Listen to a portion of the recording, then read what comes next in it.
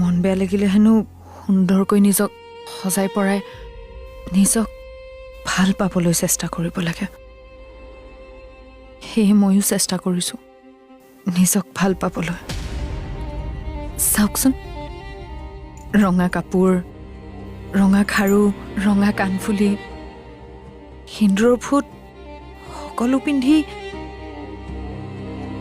নিজৰে বাহ্যিক ৰূপ উজ্জ্বল কৰিছোঁ কিন্তু তথাপিও দেখোন